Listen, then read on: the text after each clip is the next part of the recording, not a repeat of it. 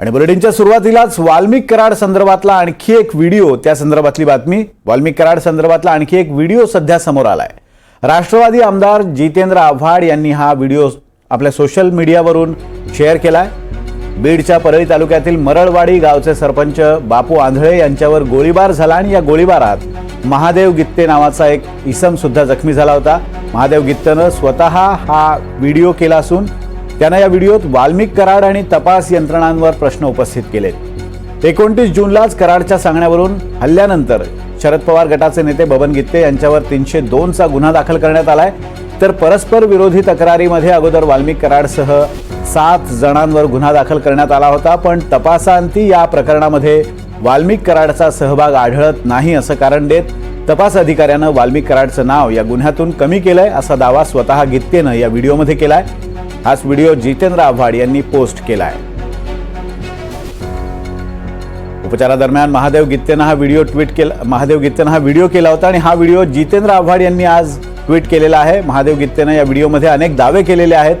बापू आंधळे प्रकरणाचा या व्हिडिओमध्ये त्याने उल्लेख केलेला आहे। बापू आंधळे प्रकरणात बबन गित्ते सोबतच वाल्मिक कराडवर सुद्धा परस्पर विरोधी तक्रारी अंतर्गत गुन्हा दाखल झाला होता। मात्र वाल्मिक कराडचा या प्रकरणात सहभाग आढळत नसल्याचं तपासांती स्पष्ट झाल्याचा दावा करत पोलिसांनी त्याचं नाव पुढे या गुन्ह्यातून वगळल्याचंही महादेव गित्तेनं या व्हिडिओमध्ये म्हटलंय।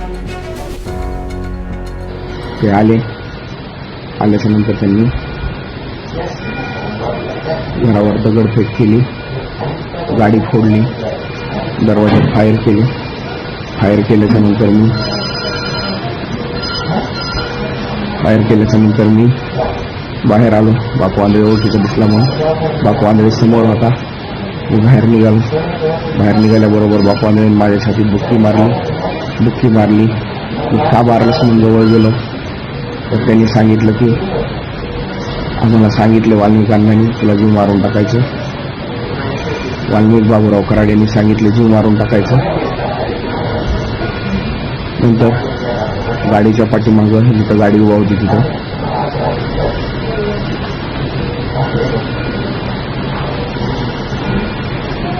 राजाफळ, सोमनाथ सलगरे, सनी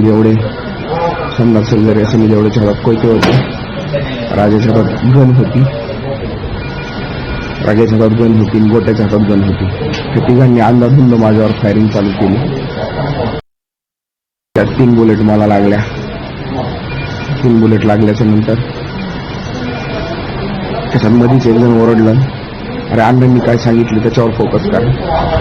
त्याच अंदाधुंद फायरिंग मध्ये यांनी त्या मयत झालेल्या बापू आंधळेला गोळ्या घातल्या, त्याला तिथं मारून टाकलं आणि तिथून पसार झाली आणि फरार होऊन गेले।